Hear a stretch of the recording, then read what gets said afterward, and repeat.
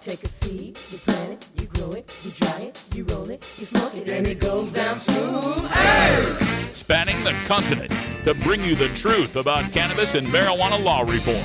I smoke pot and I like it a lot. CannabisRadio.com presents The Russ Belville Show, the voice of the marijuana nation. Hey, this is great. Now, here's your host, Radical Russ Belville. Good day, tokers and tokettes and non-toking lovers of liberty. It is Tuesday, August 2nd, 2016, and it's got to be 4:20 somewhere in the world. And it's got to be way past time for me to get a new laptop. Oh my goodness, so sorry for the stuttering sounds during the playback there. I've done everything I can. All of the virus scans and malware scans and spybot scans and uninstalls and syncing pause and everything I can think of, and still getting this problem. So we will get ourselves a new laptop as soon as possible. That, of course, depends on money, and money depends on time, and time to work and all of that. So we'll get there, and thank you for your support in the meantime. Coming up on today's show, we are going to go in depth on marijuana today, a very marijuana-laden show, and we'll start things off with our Cannabis Radio News. In the headlines today, we get to go all the way out to Italy. We also take a look at changes happening in New Jersey and Alaska, Arkansas, Pennsylvania, and Ohio in our headlines coming up right after this first break. Then we'll get into our Behind the Headlines segment, where we're going to take a cannabis focus on the Commonwealth of Puerto Rico, one of our U.S. territories, which is kind of flown under the radar as far as their implementation of medical marijuana. We'll give you some of the details as reported in the Cannabis today. Also coming up, we've kind of got a two-parter on our drug war data mining. In our first segment, we're going to talk about how more U.S. teens are smoking pot now than binge drinking, and why that is a good thing. And we'll take a look at the use of marijuana versus the use of alcohol across the country, regional distinctions, and how one may be affecting the other. Then, after a break, we'll come back for an Across the Pond segment where we'll take that same data set and expand it to take a look at U.S. versus European teens when it comes to binge drinking and the use of marijuana. So very interesting stuff coming up, very data heavy in today's show. And then at the end of our first hour, I'm announcing the formation of a new law enforcement group. Of course, we're all very familiar with the Law Enforcement Against Prohibition, LEAP.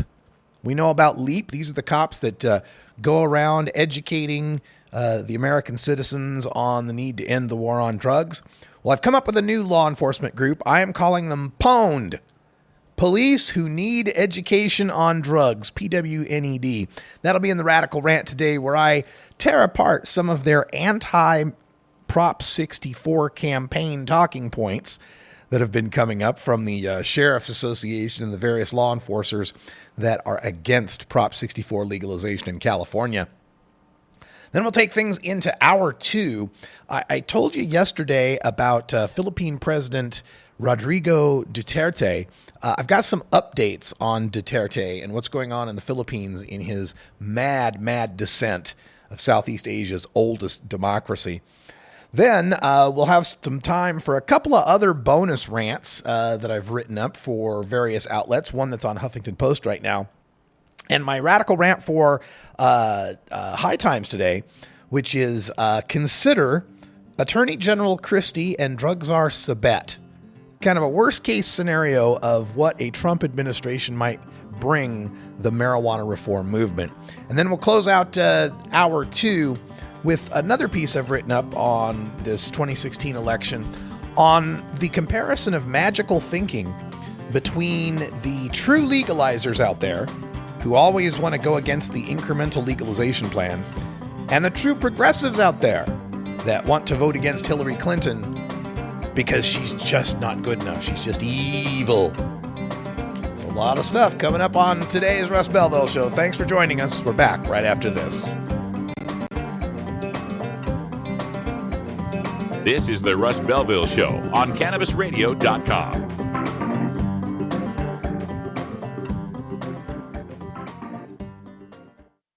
Earn your PhD in THC monetization with CannabisRadio.com. Don't be late.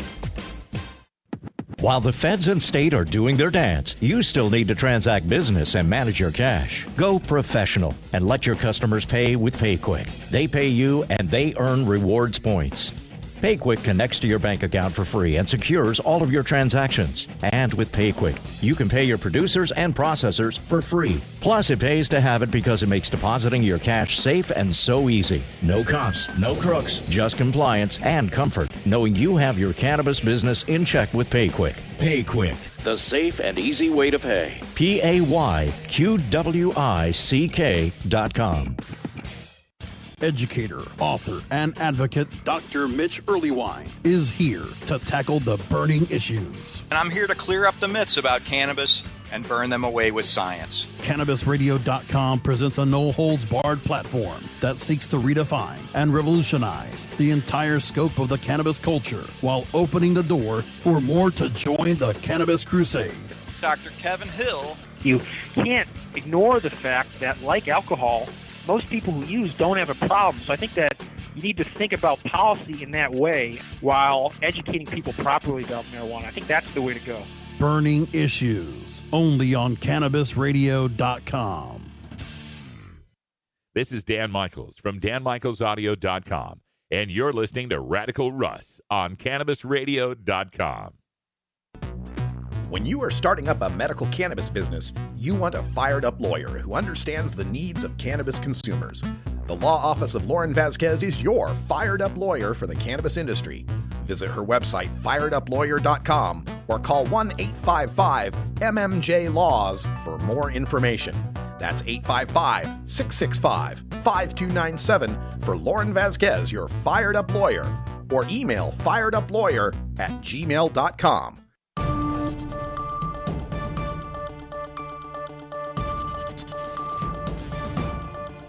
It's time for the Cannabis Radio News, covering the latest headlines in consumer cannabis, medical marijuana, and industrial hemp. Cannabis Radio News is now available exclusively at CannabisRadio.com. Now your marijuana headlines in 4 minutes and 20 seconds. This is Cannabis Radio News. This is your Cannabis Radio News for Tuesday, August 2nd, 2016. Rome, Italy. After Monday's initial discussion of a bill to legalize marijuana in Italy, debate will continue in September, where the measure faces over 1,300 amendments filed by the opposition. The proposal, backed by Prime Minister Matteo Renzi's Democratic Party, would legalize personal possession of up to 5 grams of marijuana and home possession of 15 grams and cultivation of 5 plants. Collectives of up to 50 growers would be legal, but private sales forbidden.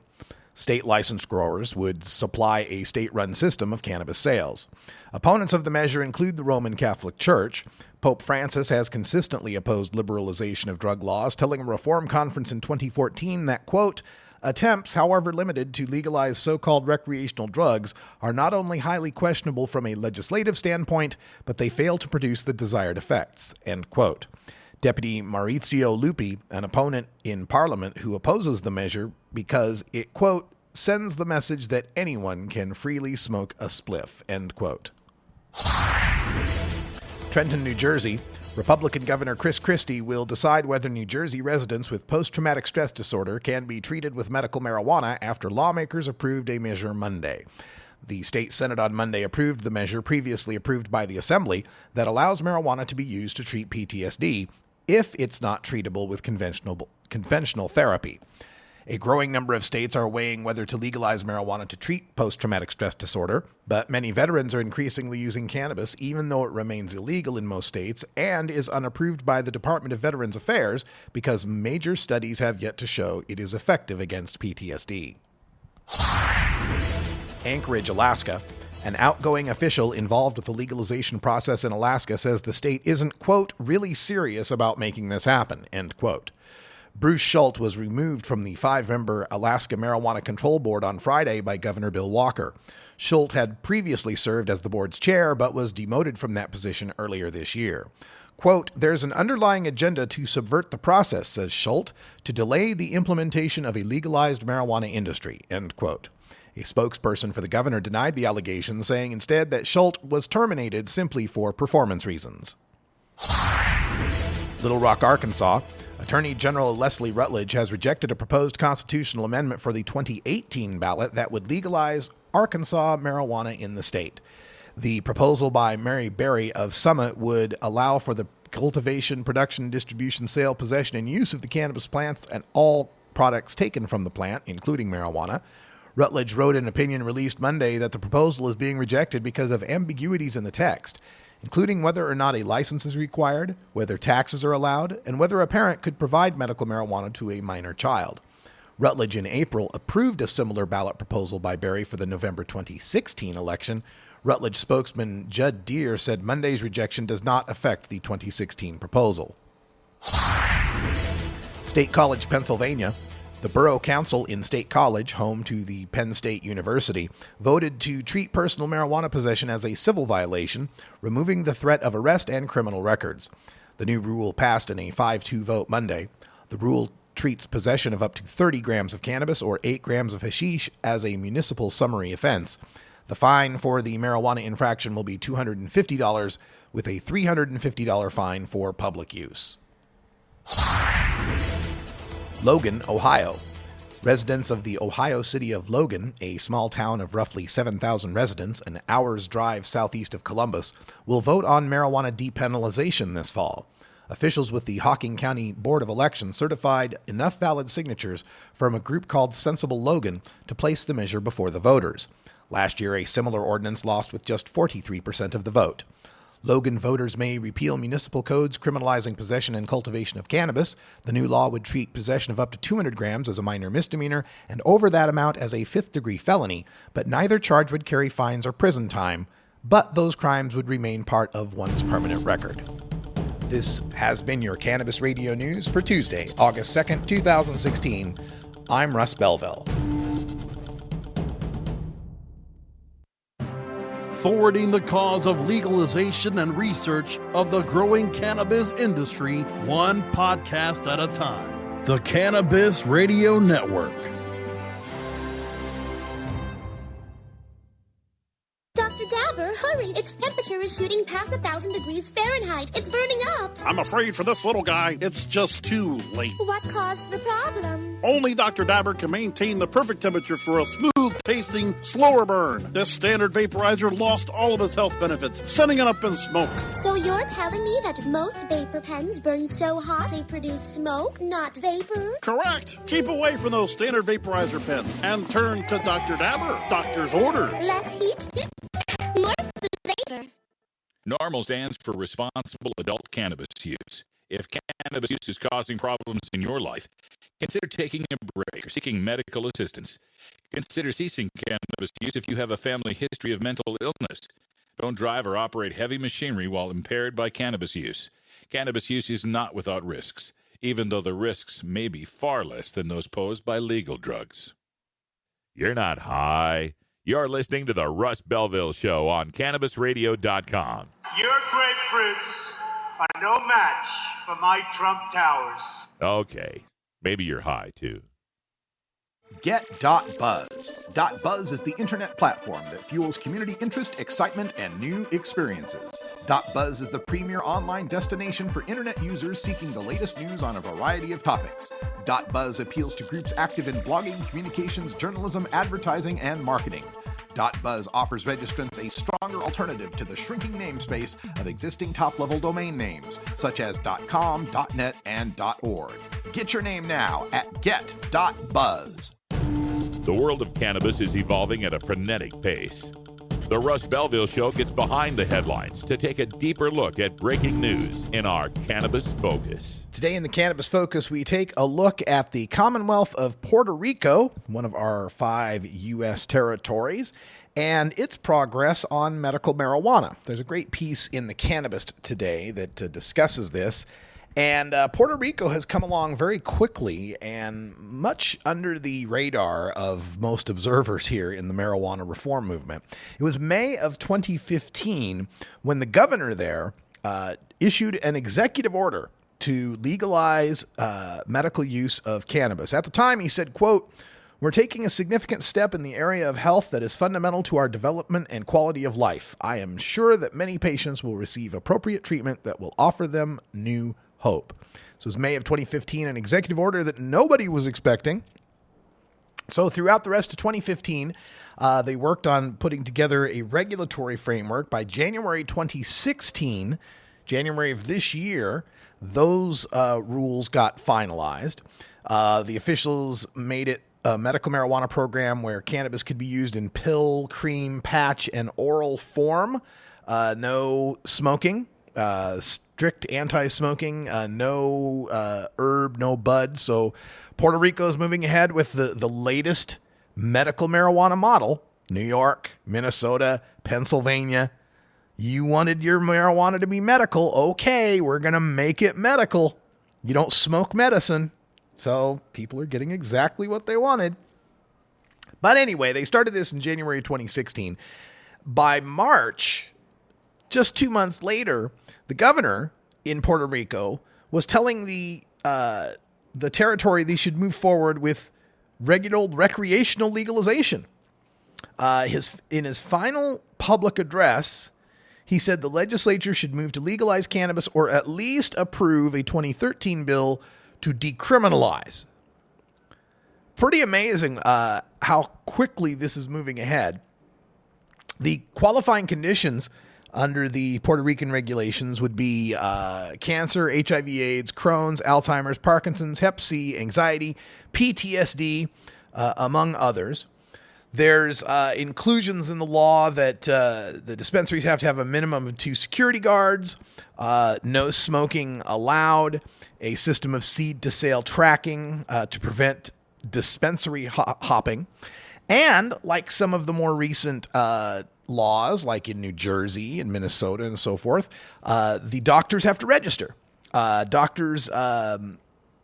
dispensary can provide a 30-day supply to a patient, and doctors have to go 6-hour courses, undergo 6-hour courses, and have applications to be able to register to dispense or to recommend the medical cannabis.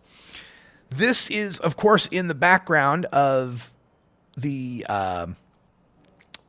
financial problems they're having, a big debt issue that they've got in Puerto Rico, just barely rescued from the brink of bankruptcy by our Senate recently.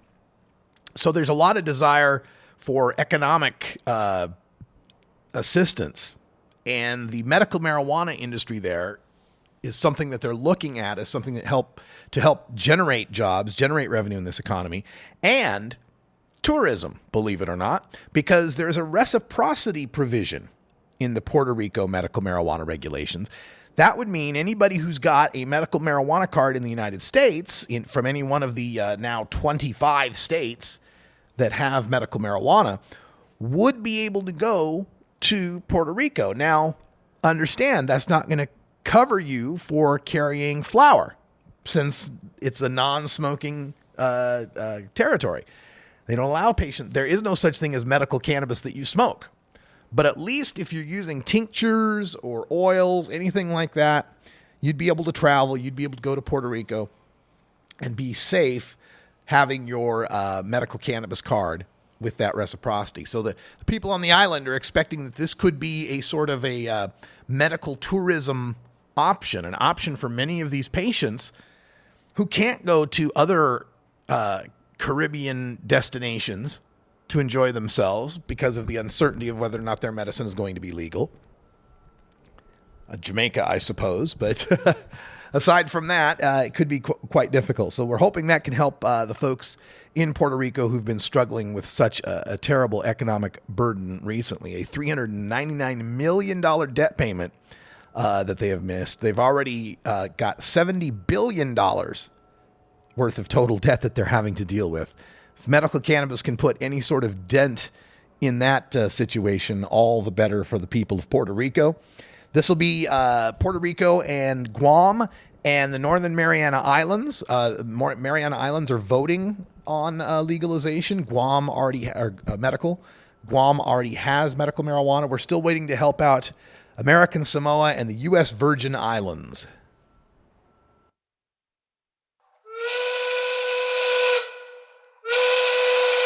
I am so full of anticipation that my genitals have sucked up into my body cavity. Well, I'm happy to see you too. It's 4:20 in Denver, Colorado. Time for us to take our mandated safety briefing. I hope you're feeling safe out there. I'm feeling pretty safe. When we come back, we'll have some drug war data mining on U.S. teens and binge drinking versus pot smoking.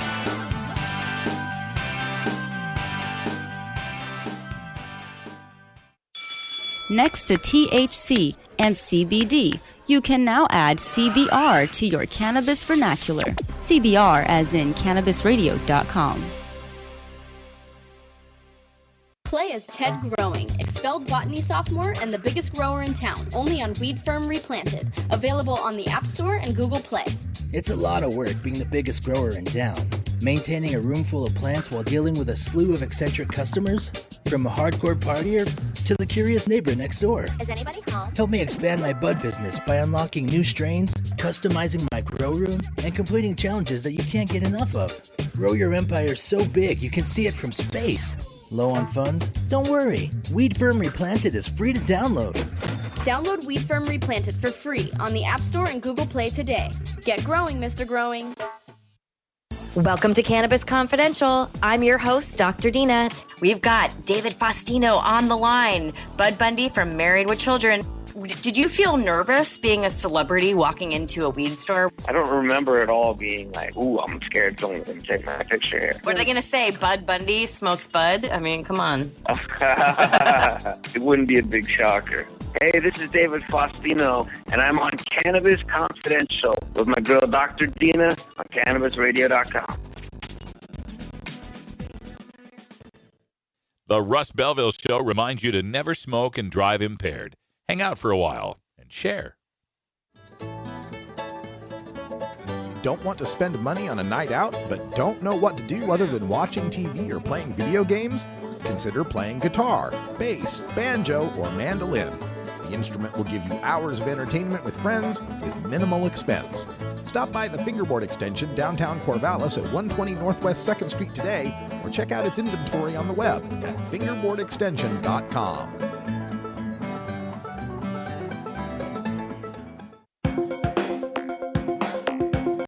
Promoting the end of adult cannabis prohibition is easy because we have facts, science, reason, compassion, evidence, truth, and logic on our side.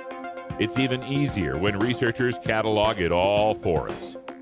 Learn how to gather the facts on marijuana use, arrests, seizures, rehabs, drug tests, and more on this edition of Drug War Data Mining. Welcome back, everybody. Today in the Data Mines, we take a look at some information that is posted today by a website called ProjectKnow.com. That's K-N-O-W, Project Know. On high school student substance abuse, United States and Europe.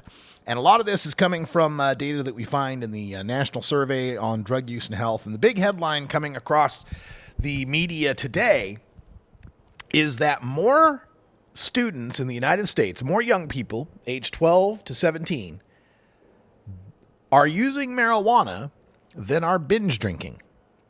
Now, binge drinking is defined in the federal surveys as, for males, having 5 or more drinks, standard drink size being a 12-ounce beer, 5-ounce glass of wine, or a 1-ounce shot. Having 5 or more drinks at one sitting. For females, 4 or more drinks at one sitting. So for the first time, they've been surveying this, and they've been doing so for, going on 40 years now.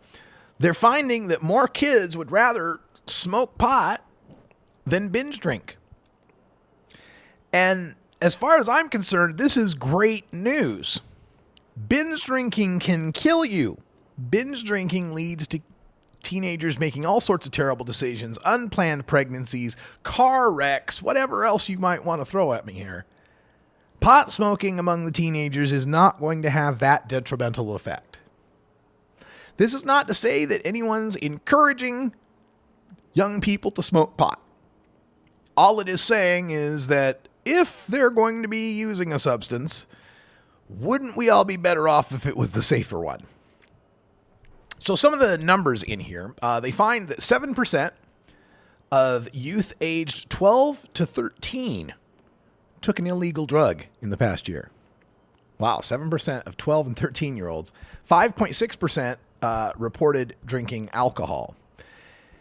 So they compared some of this data, and what they found is they made this great map of where marijuana is more popular than binge drinking. And interestingly enough, now you wouldn't be surprised to find that marijuana is more popular in the West and the Southwest. You know, Washington, Oregon, California, Arizona, these states that are going to be voting on legalization, Alaska, Hawaii, Western states. And you wouldn't be surprised to find a lot of the Northeastern states in there, the New England states, Maine, Vermont, New Hampshire, Massachusetts, Rhode Island, Connecticut, New York. But interestingly enough, in addition to the Great Lakes states, most of them, aside from Wisconsin, which of course is a huge drinking state, but all the rest, Minnesota and Michigan, Ohio, Indiana, Illinois, marijuana is more popular. Again, not too surprising because there we also see a smattering of the medical marijuana states. In other words, mostly where marijuana is more popular than binge drinking is also where medical marijuana or legalization has happened, with one big surprise: the South. Almost all of the South. We're talking the whole eastern South, starting from D.C., Delaware, Maryland, Virginia, North and South Carolina, Georgia, Florida, Tennessee, and Mississippi. Alabama is kind of an outlier here. All those southern states have more marijuana use than they have binge drinking. So that's quite interesting because, we've, of course, the South, the hardest place to break through when it comes to our marijuana reforms. Now, they compared this also. They found, they put together a map of where binge drinking is happening. This is monthly binge drinking rates and where they're most and least popular. And they did the same for marijuana use, monthly marijuana use rates. And they managed to make one for the monthly cocaine use and monthly illicit prescription drug use, your oxys and stuff like that. And one thing stands out really quickly, really clear, is that if we really want to create an American policy that leads to far, far less use of drugs and alcohol, then we shouldn't be legalizing weed, medicalizing weed, or prohibiting weed. We should convert to Mormonism. Because when you look at all these maps, Utah stands way out compared to all the rest of the states. Looking at the binge drinking rates, when you look at the binge drinking rates for the states, and I'm looking at states around Utah, 18%, 19%, California, 14, 13% here and there, 14% in Nebraska. The lowest rates you find, 13% in Georgia, 15% in South North Carolina, 14% in Maine. That's as low as you find their binge drinking rates, 14, 13, 14, 15%. And then you get to Utah where it's 6%. 6%. Wow. Same thing goes for the marijuana use. When you look around the states, and this is by high school students, and you look around most of them, you're finding, the lowest rates you find, 15%, 16, 12% in Nebraska, 11% in Iowa are some of the lower rates. Utah, 8%. 8% compared. So they've got these maps color coded, right? And so the darker blue is the more binge drinking and the darker green is the more pot smoking. And so Utah is almost white on both of these maps. And it continues when you look at the other ratings for the other drugs. In case of cocaine use, Utah comes in second at 4%. Nebraska was lowest at 3%. And when it comes to illicit prescription drug use, Utah came in second. Missouri was lowest at 8%. Utah was like at 9%. So, folks, if you want to reduce the use of drugs by kids across the country, it's time to break out the Book of Mormon, I guess.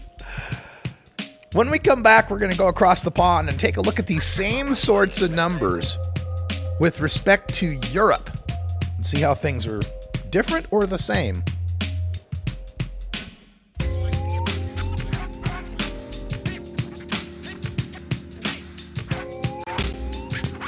This is the Russ Belville Show on CannabisRadio.com.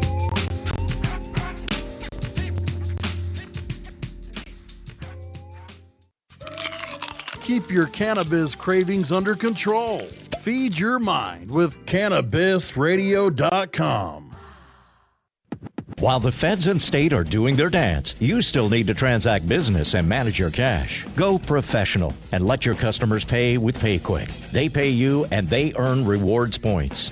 PayQuick connects to your bank account for free and secures all of your transactions. And with PayQuick, you can pay your producers and processors for free. Plus, it pays to have it because it makes depositing your cash safe and so easy. No cops, no crooks, just compliance and comfort, knowing you have your cannabis business in check with PayQuick. PayQuick, the safe and easy way to pay. PayQwick.com. Hi, I'm Montel Williams. Most of you know me as a talk show host, but I'm also an author, actor, single father of 4, avid snowboarder, and I'm also a medical marijuana patient. Living with multiple sclerosis, I'm in pain every day. Medical marijuana is my last resort, and it helps me when all other drugs have failed. If you'd like more information about medical marijuana, you can contact the Marijuana Policy Project at mpp.org or call 1-877-JOIN-MPP. You can find Radical Russ online everywhere. Gmail, Facebook, Twitter, Instagram, Pinterest, YouTube, SoundCloud, Snapchat, LinkedIn, and Boise State University's 2400 baud modem bulletin board system from 1985.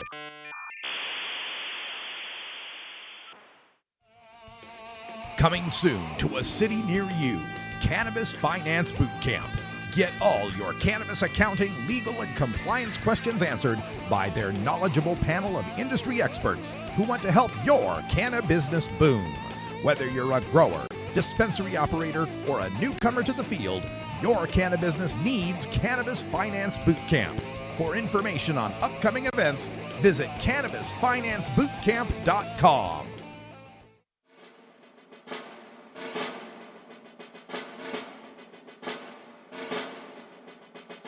One of America's leading exports over the past 50 years has been the global war on drugs. Through UN treaties, we have bent the world to accept our marijuana prohibition.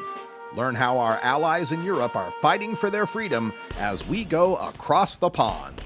Welcome back, everybody. 32 after the hour, and we continue some of the data we were looking at from the Project Know website. That's KNOW, projectknow.com.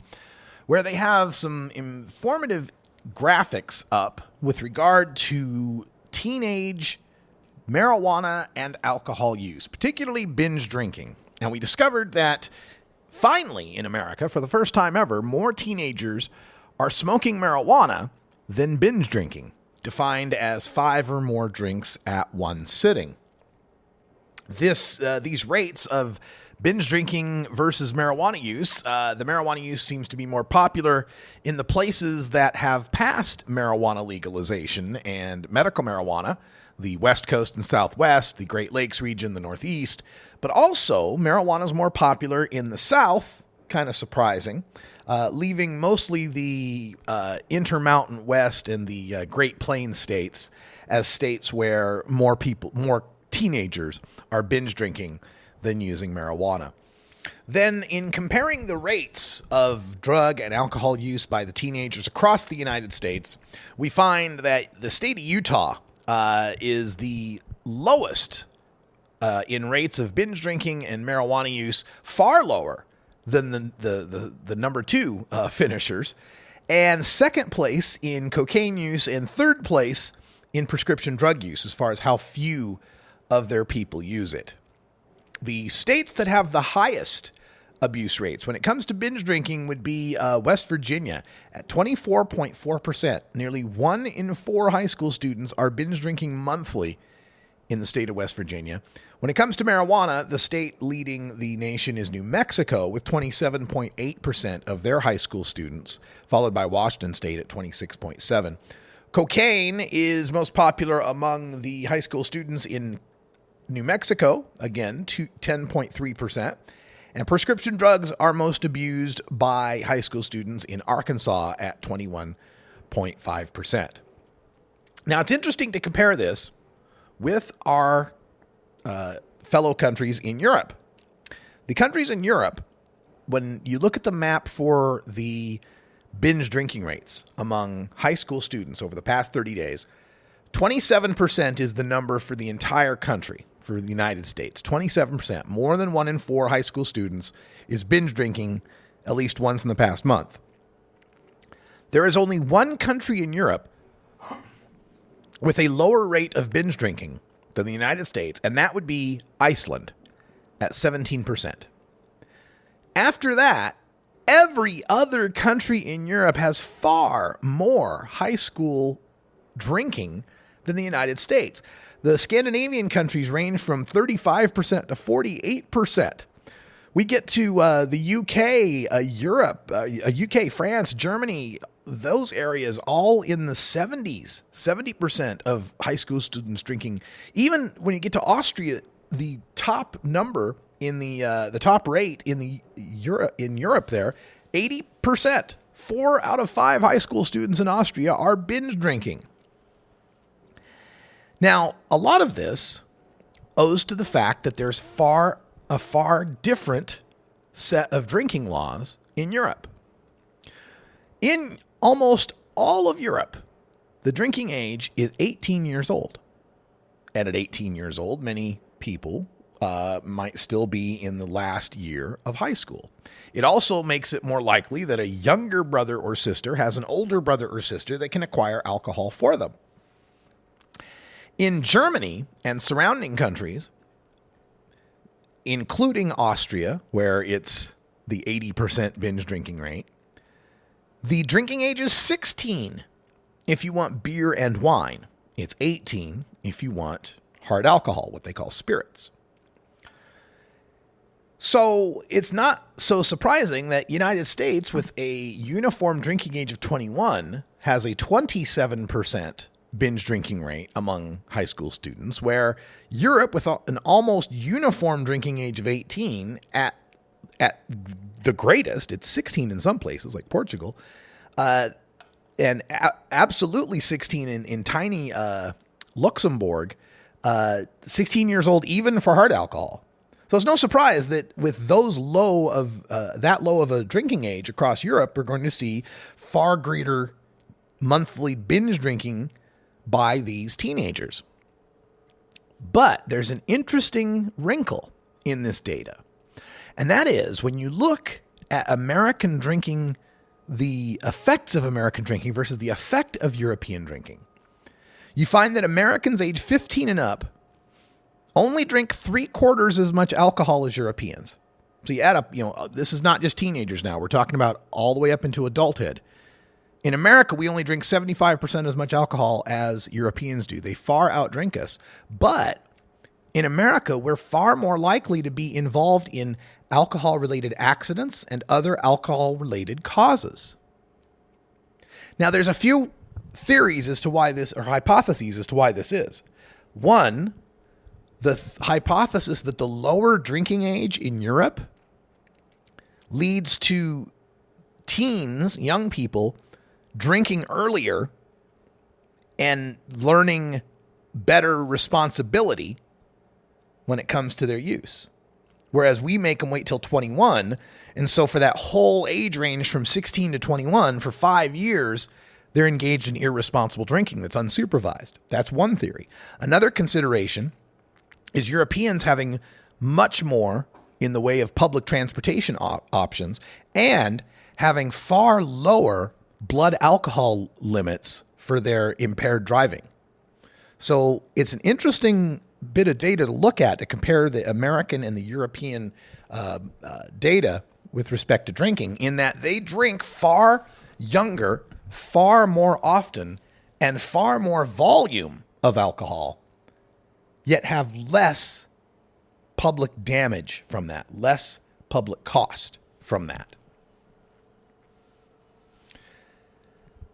In looking at the marijuana information, comparing Europe and the United States, it's also interesting to note that the United States, as a country, has a 20% average for the the use of marijuana on a monthly basis by high school students. 1 out of 5 high school students is using marijuana on a monthly basis.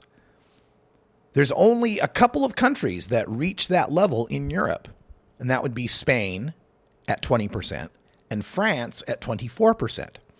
For the rest of Europe, 15% is about as high as it gets, and most of them are sitting around the 10, 12% range. You get up into the Scandinavian countries, it's 2 and 3%. Go over to Iceland, it's 4%. So we find marijuana is much more popular in the United States and much more accessible. When we look at the accessibility, the United States leads the world. They've been asking high school students across the world how easy it is to access marijuana. And the percentage that report that marijuana is fairly easy or very easy to obtain comes at 68%. Now, that's all high school students, right? When you ask that of high school seniors, it hovers around 80%. But for all high school students, it's about 68% in the United States. The next highest level for easy or fairly easy is the Czech Republic at 59%. And then most of these European countries are sitting between 25 and 50% as far as their young people, their high school students, saying it's easy or fairly easy to acquire marijuana.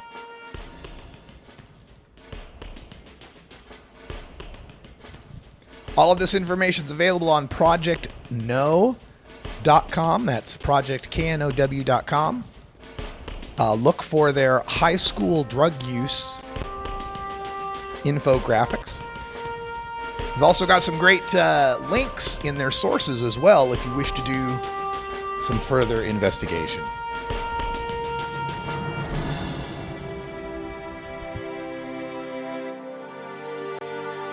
This is the Russ Belville Show on CannabisRadio.com.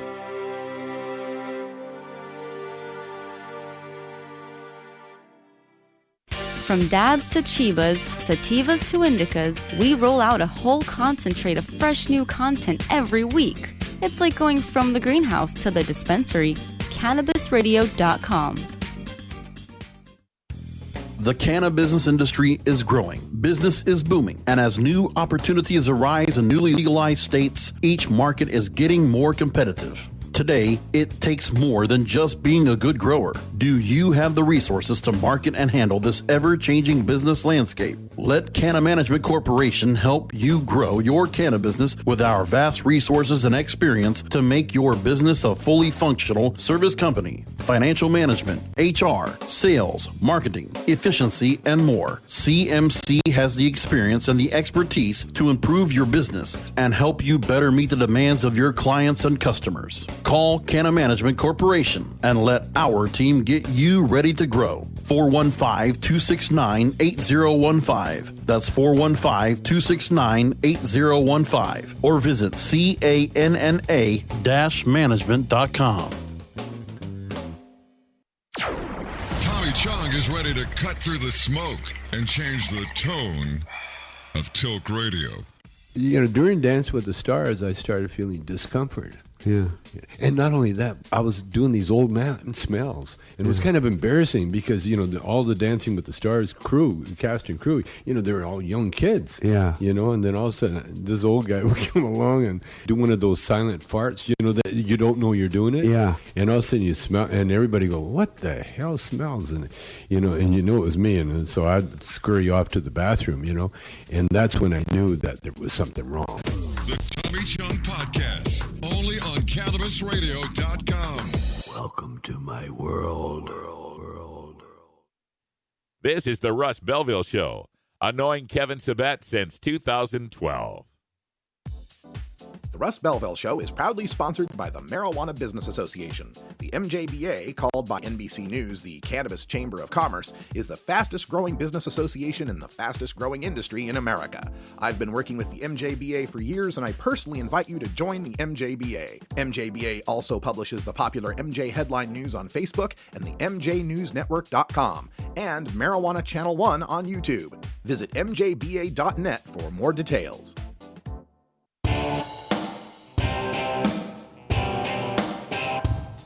must wage what I have called total war against public enemy number one. I support a change in law to end federal criminal penalties for possession of up to 1 ounce of marijuana. That marijuana, pot, grass, whatever you want to call it, is probably the most dangerous drug. Some think there won't be room for them in jail. We'll make room. I experimented with marijuana a time or two, and I didn't like it and didn't inhale. And one major responsibility is to encourage people to use less drugs. Entirely legitimate topic for debate. Radical Rant. Today at the Rant, I want to talk about California's Proposition 64, the Adult Use of Marijuana Act. There's a couple of stories out that discuss the funding, both for and against the measure. Yesterday, we told you of SAM Action, the Political Action Committee arm of Project SAM. That's Kevin Sabet's anti-legalization group. Well, SAM Action says that they've raised as much as $2 million to pour into defeating legalization and medical reforms in the various states that are attempting them. This is also followed by a look at the California Secretary of State's office and the money that has come in so far for and against the initiative. Now, the support of the initiative, has already raised over $6.5 million, primarily from Sean Parker, the founder of Napster, the Facebook first president, who put in $2.27 million. Drug Policy Action, DPA's PAC, which put in $1.75 million. New Approach PAC, which is Peter Lewis's legacy, $1.5 million. Weed Maps from Justin Hartfield and Weed Maps, $750,000. And $250,000 from Nicholas Pritzker, one of the Hyatt Hotel heirs. So $6.5 million raised for Prop 64. Now, as far as the money raised against Prop 64, they've got what they call the Coalition for Responsible Drug Policies. That's the name of the group. And they have raised almost $160,000 against $6.5 million. Their sources are $64,150 from SAM Action, again, Kevin Sabet's group, $25,000 from the Teamsters Union in California. Now, that's an interesting donation, the Teamsters being against legalized marijuana. We'll have to investigate why that might be. And then $10,000 each from the California State Sheriff's Association, the Association for the Los Angeles Deputy Sheriff's State PAC, and the Los Angeles County Professional Peace Officers Association. So $30,000 from three different police outfits. And again, we don't know how much more SAM Action might be donating. $64,000 so far, but they supposedly have $2 million. The question would be, is Project SAM going to dump a whole bunch of that spending money in California, where they're almost certain to lose, where there's already 60% in the polls? Or are they going to use that to help try to tip elections in Massachusetts and Arizona, where the polling is much more dire for legalization?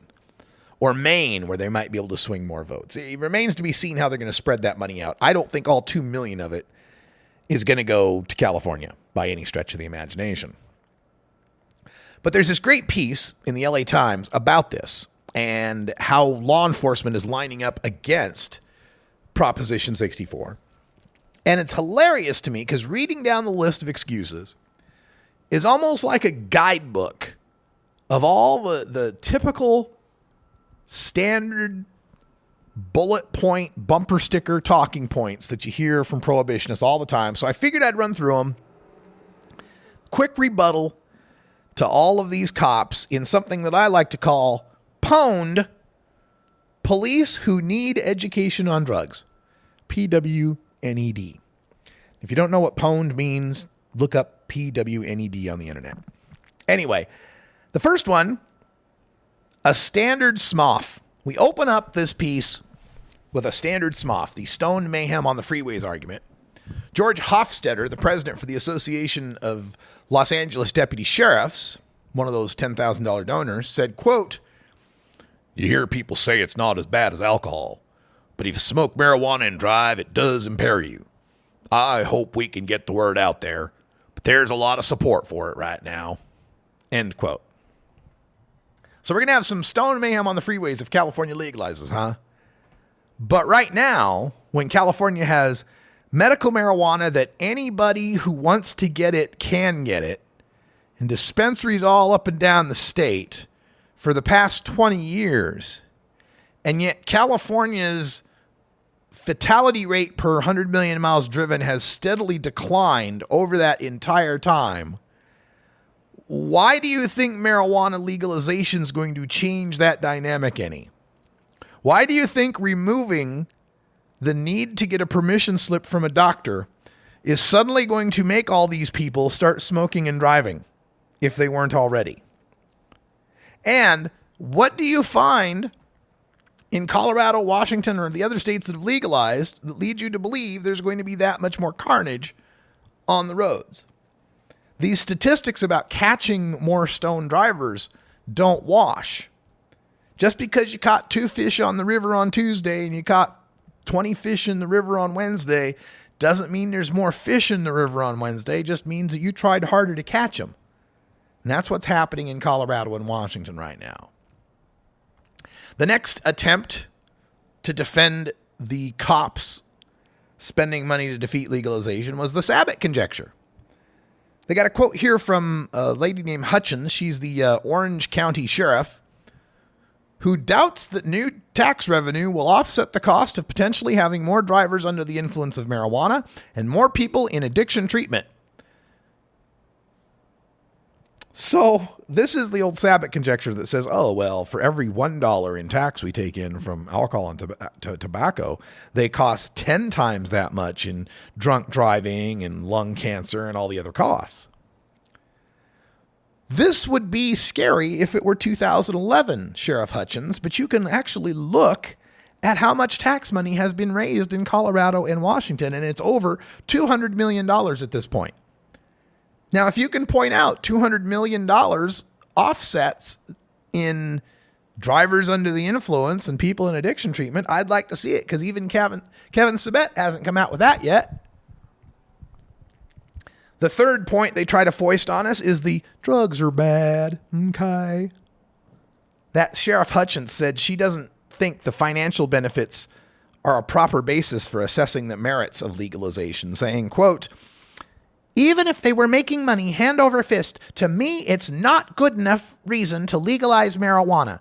Is the next thing we decide to legalize going to be methamphetamine or cocaine so that we can tax and regulate it? End quote. So this is the idea that just the drug itself is evil and bad.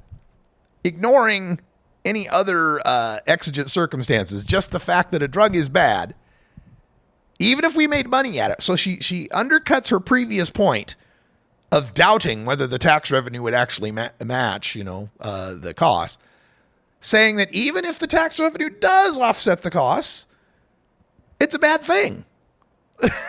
Well, why should we legalize marijuana? What's next? Meth or coke? Well, let's look at meth and coke. Would it be better to legalize them than to leave them in the hands of criminals that don't care about addiction health or dirty needles or impure substances? Something we can talk about. The fourth point made, John Lovell, longtime lobbyist for Riverside Sheriff's Association, says, quote, what is incredible about this provision is that it says we don't care if you're a cocaine dealer or a heroin dealer. You can't be denied a license because of that. End quote. This is the drugs equal crime argument. The fact that somebody was involved with drugs when they were illegal means they're a criminal. They are personally a criminal. It is a part of who they are. And if we create a new licensing scheme for them to do something legally, we can't have them be a part of it because at one point they were a criminal. What they're referring to is in Prop 64, you can't deny someone a license if they had a previous controlled substance violation. And it's largely for the guys that are the dispensary owners who got previously busted for felony cultivation or something like that, trafficking, can still get their licenses. It's not meant to enrich the guy previously busted as a cocaine dealer. But if someone had been busted as a cocaine dealer and they've served their time and they're out of jail and they're not on probation or anything like that and they're eligible to get a license, why wouldn't we want them to?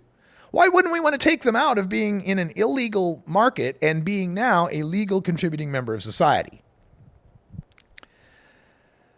Let's see here. The fifth argument we get here, or is it the sixth? 1, 2, 3, 4, 5. Fifth argument is the one I like to call Paint It Black, in reference to the Rolling Stones tune.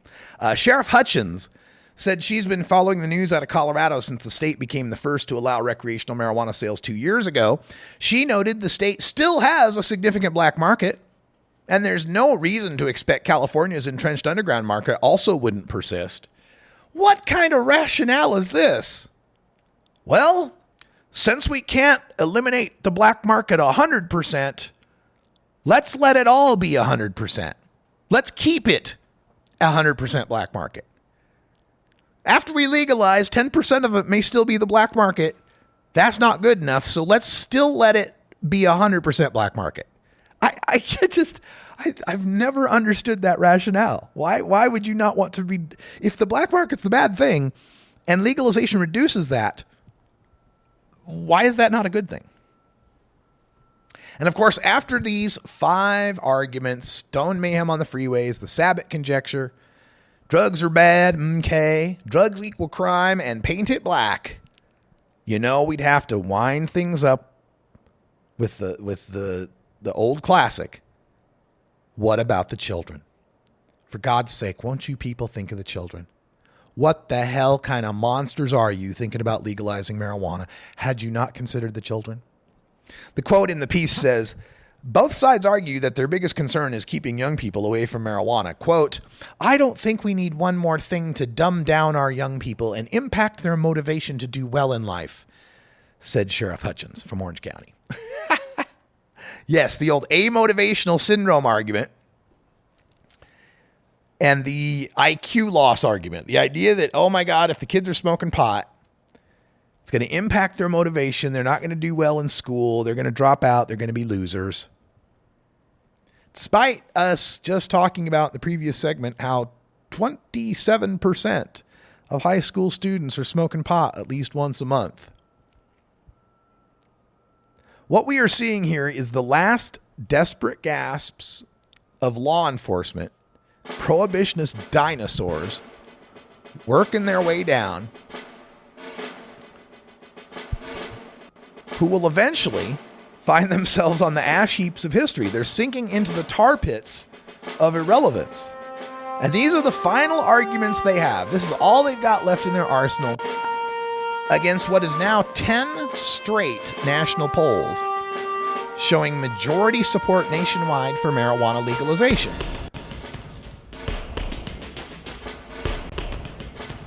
I'll have that piece written up for Marijuana Politics later tonight. Police who need education on drugs, pwned. PWNED. And for now, that's all the time we got in Hour 1, our all marijuana hour. Stay tuned for Hour 2. Toker Talk Radio is coming up next, where we get a little more political. Although today, I've got more marijuana stories to tell you about in Hour 2 as well. We got an update on that Philippine President Duterte, who is killing Southeast Asia's oldest democracy. We've also got my thoughts on what a Trump presidency would mean for marijuana legalization. Consider Attorney General Chris Christie and drug czar Kevin Sabet.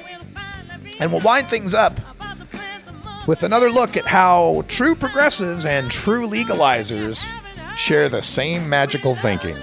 For everyone here at Cannabis Radio, I'm Radical Russ. Thanks for joining us, and until next time, take care of each other, tokers. This is the Russ Belville Show. The Russ Belville Show is blogging and podcasting daily at radicalruss.com. You take a seed, you plant it, you grow it, you dry it, you roll it, you smoke it. You take a seed, you plant it, you grow it, you dry it, you roll it, you smoke it. You take a seed, you plant it, you grow it, you dry it, you roll it, you smoke it, and it goes down smooth.